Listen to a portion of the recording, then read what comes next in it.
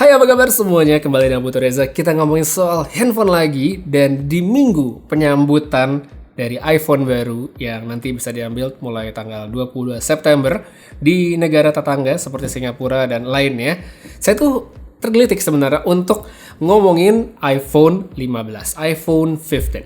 Spesifik yang 15 aja ya, bukan yang Plus, bukan yang Pro, apalagi Pro Max. iPhone 15 aja. Kenapa saya jadi pengen banget ngomongin ini sebenarnya setelah ngelihat harga pre-order yang ditawarkan oleh banyak penyedia jasa di marketplace, termasuk ya toko-toko juga gitu. Jadi untuk iPhone 15 versi 128GB ini tuh dijual di Indonesia ya, yang nitip-nitipin itu di angka 20 juta sekian ratus ribu. Nah sebenarnya kalau kita lihat di negara tetangga gitu ya, kayak misalnya Singapura deh ya, iPhone 15 128GB itu kalau kita konversi dengan kurs pas video ini saya buat, itu tuh ada di kisaran 14,6 juta ya. Sebagian mungkin bakal langsung bilang, wih gila gitu, jauh banget bedanya, ambil untungnya gitu amat, pengen naik haji bagaimana. Ya mungkin emang kelihatannya gitu, tapi sebenarnya kalau dilihat secara lebih mendetail, 20 juta tadi ya walaupun kelihatan mahal, tapi itu adalah harga terima beres. Nggak usah pergi kemana-mana, nggak usah ngurusin email, nggak usah nyari tiket pesawat yang murah-murah, nggak usah ngurusin hotelnya, nggak usah ngurusin uang jajan di Singapura yang mahal-mahal itu ya. Pokoknya ya udah terima jadi gitu kan, beres. Dan menurut saya 20 juta tadi walaupun memang kelihatan mahal, ya masuk akal. Cek aja coba sekarang harga tiket ke Singapura berapa kan. Ya walaupun pakai pesawat murah sekalipun ya tetap lumayan gitu harganya. Cuma yang pengen saya hati video ini sebenarnya bukan cuma soal harga mahal-mahalnya doang ya. Itu juga highlight sebenarnya. Cuma saya lebih ke kelayakan si iPhone 15 untuk kita beli di harga segitu. Jadi gini, iPhone 15 emang dia punya banyak sekali peningkatan dibandingkan iPhone 14 yang biasa. Cuma kebanyakan hal baru di iPhone 15 ini sebenarnya sudah ada di iPhone 14 Pro.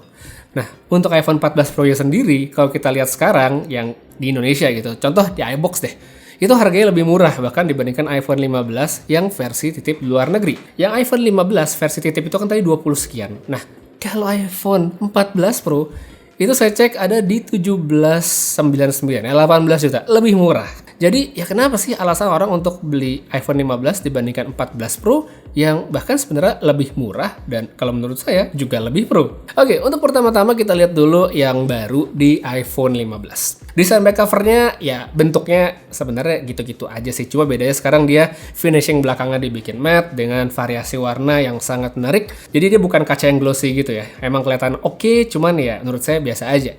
Nah yang baru emang dari segi desain yaitu dia sekarang pakai USB-C yang akan sangat memudahkan karena universal gitu. Cuma beda dengan iPhone 15 Pro, iPhone 15 ini kan koneksi USB-C-nya itu masih USB 2 yang mana kalau kita ngomongin kecepatan transfer data itu ya sama aja kayak Lightning yang ada di iPhone 14 Pro, bahkan iPhone sebelumnya yang udah pakai Lightning. Jadi kayak nggak ada beda kecuali bentuknya. Habis itu di bagian depan sekarang kan layarnya udah pakai panel yang sama seperti iPhone versi Pro ya. Dia ada Super Retina XDR berbasis OLED, terus kecerahannya juga naik jadi 2000 nits.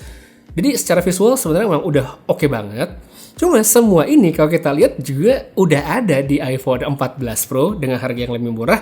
Bahkan dia punya 120 Hz refresh rate gitu yang tidak ada di iPhone 15. Mungkin ada sebagian orang yang bilang kalau ya nggak akan banyak orang yang notice bedanya. Saya pun awalnya juga sempat berpikiran seperti itu, tapi setelah saya pikir-pikir lagi, notice atau enggak, handphone belasan juta ya harusnya juga udah nggak pakai 60 Hz gitu untuk tahun ini, apalagi tahun-tahun ke depan. Habis itu kalau kita lihat di bagian performa, iPhone 15 dia pakai chipsetnya A16 Bionic.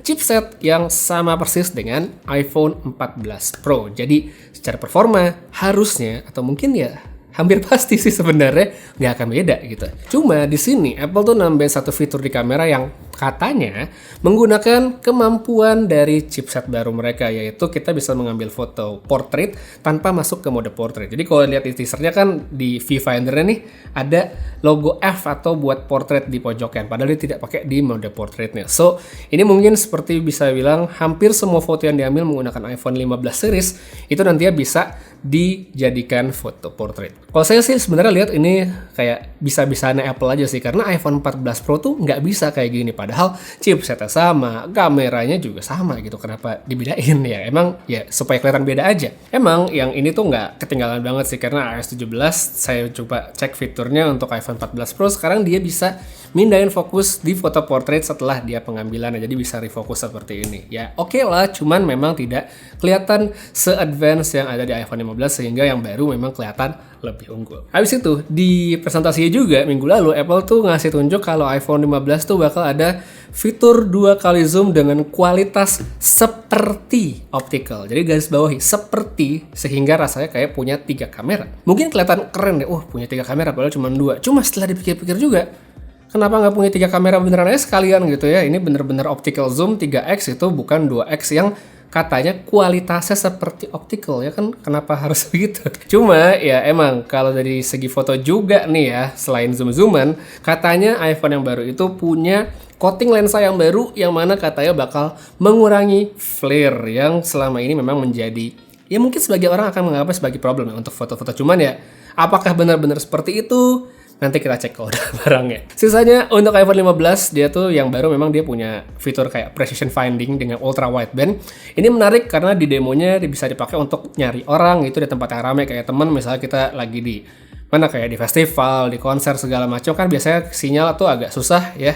Dia bisa pakai ultra wideband untuk mencari posisinya secara exact, jadi ditunjukin gitu. Cuma setahu saya juga nih ya, di Indonesia regulasi atau aturan tentang ultra wideband-nya sedikit berbeda, jadi kemungkinan besar tidak akan maksimal buat dipakai. Soalnya kayak sekarang ada AirTag atau misalnya kayak AirPods Pro kan semua tuh punya precision finding, cuma fiturnya tidak bisa mencari sampai ada panahnya yang nunjukin ada di mana, cuman biasanya deket sama jauh doang, udah sampai situ aja. Jadi ya kita lihat apakah nanti di iPhone baru bakal berbeda atau enggak nanti kalau ada barangnya. So kalau menurut saya nih ya, dengan harga just tip yang ada sekarang, sekalipun memang kelihatan masuk akal, terima beres, cuma ya menurut saya tetap tidak recommended, soalnya lebih mahal dari iPhone 14 Pro ya. Saya nggak bilang iPhone 15 itu nggak recommended sama sekali sampai harus dihindari, jangan dibeli, nggak, bukan seperti itu.